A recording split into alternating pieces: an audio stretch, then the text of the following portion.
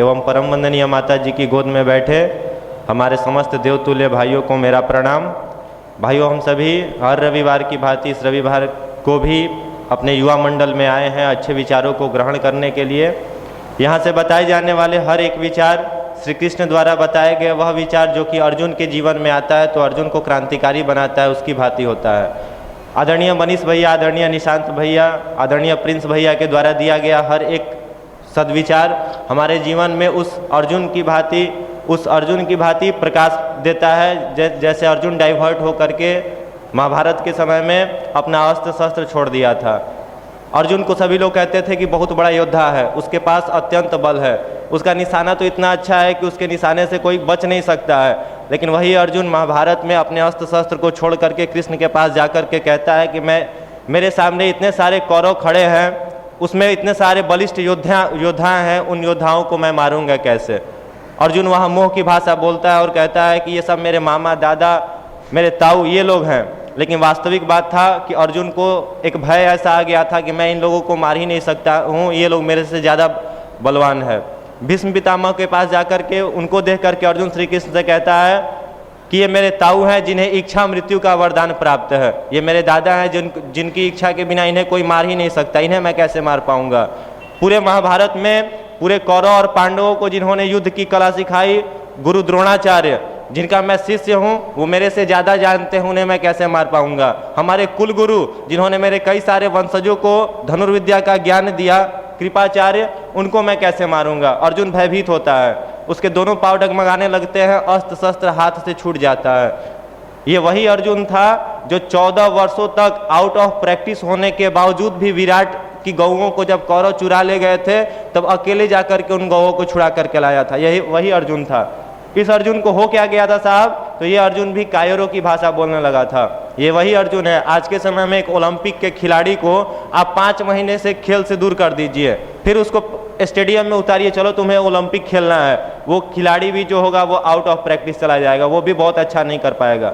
लेकिन ये अर्जुन ऐसा धनुर्धर था जो 13-14 वर्षों तक वनवास अज्ञातवास में रहने के बावजूद एक समय ऐसा आता है जब विराट की गौओं को कौरव चुरा ले गए, उसकी सैकड़ों गायें थी, सब कौरव चुरा करके ले गए। आकर के अर्जुन से कहता है चलो ना, जो गाय चुराई ले गई हैं उनको छुड़ा करके लाना है। अर्जुन कहता है चलो हम चलते हैं, विराट के साथ जाता है। लेकिन जैसे ही विराट देखते हैं कि सामने इतने अर्जुन के बड़े बड़े योद्धा खड़े हैं तो विराट वहां से कहता है चलो भाग चलो, गाय को इनको छोड़ देते हैं, गाय अभी इन्हीं के पास रहेगी, हम भाग चलते हैं यहाँ से। अर्जुन कहता है कि कायरों की भाषा तुम बोलते हो, लेकिन मैं अर्जुन हूँ, मैं वो अर्जुन हूँ, मैं पांडु पुत्र अर्जुन हूँ, मैं रण क्षेत्र से कभी नहीं भागता हूँ। और 13 वर्षों तक आउट ऑफ प्रैक्टिस होने के बाद वो विराट से कहता है चढ़ो इस पेड़ पर, इस पेड़ के ऊपर मेरे पोटली में अस्त्र शस्त्र है, उन्हें उतारो। विराट चढ़ते हैं पेड़ पर, अस्त्र शस्त्र उतार करके देते हैं अर्जुन को, और अर्जुन अकेले सभी कौरवों को परास्त करके हरा करके सारी गायों को छुड़ा करके लाता है। इस अर्जुन को महाभारत में क्या हो गया था, क्या नहीं था इसके पास? तो मित्रों, इस अर्जुन को के पास जो नहीं था उसका नाम है विचार। सिर्फ इसका विचार जो था वो घट गया था, इसका विचार जो था वो पतित हो चुका था। तब ये अर्जुन कायरों की भाषा बोलता है। इन युवा भाइयों को हो क्या गया है आज के समय में जो कायरों की भाषा बोलते हैं कि हमसे नहीं होगा। अध्यात्म के बारे में जब आप पढ़िएगा, स्पिरिचुअल साइंस के बारे में पढ़िएगा, तो अध्यात्म कहता है कि हर मनुष्य के शरीर के अंदर उसकी आत्मा में 16 सूर्य का पावर है। सभी के पास 16 सूर्य का पावर है। अगर एक अकेला सूर्य पूरे ब्रह्मांड को रोशनी दे सकता है तो हमारे पास तो 16 सूर्य का पावर है, हम कहाँ कहाँ रोशनी फैला सकते हैं, इसको जानने की जरूरत होगी। कहाँ भटक रहे हैं, कहाँ भटक रहे हैं, जाना कहाँ है, कुछ नहीं पता। ये ऐसा गाड़ी है, आपके पास कार हो, मोटरसाइकिल हो, तो आने के बाद आप उसे ऑफ करके रख देते हैं तो वो बंद हो जाता है। लेकिन ये ऐसा गाड़ी है जो कि जब जन्म से लेकर के मरने समय तक ये गाड़ी स्टार्ट ही रहता है। चलो साहब अब तो हमको नींद आ रही है, हम सोएंगे, तो क्या हार्ट को आप बंद करके सोएंगे क्या? मस्तिष्क को बंद करके सोएंगे क्या? नहीं, ये कभी बंद ही नहीं होता। जन्म जब से लिया है ये गाड़ी तब से लेकर के मरने के समय तक चलेगा, इसको ऑफ नहीं किया जा सकता है। आज के समय में मनुष्य की औसत आयु कितनी रह गई है? तो 65 साल।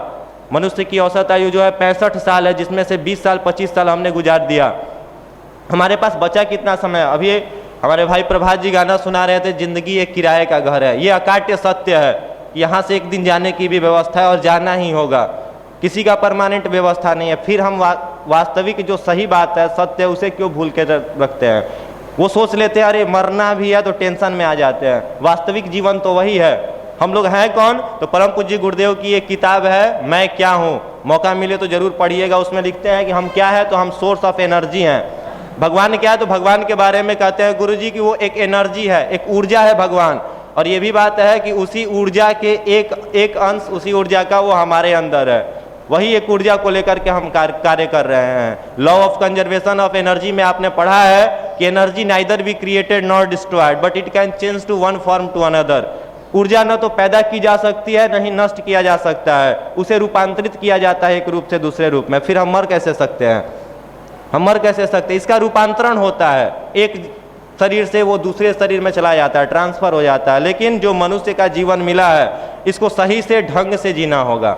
आज के समय में बड़े आदमी की परिभाषा क्या रह गई है? बड़ा आदमी किसे कहते हैं? तो बड़ा आदमी उसे कहा जाता है जो कम से कम काम करे और ज़्यादा से ज़्यादा सुविधा बटोरे।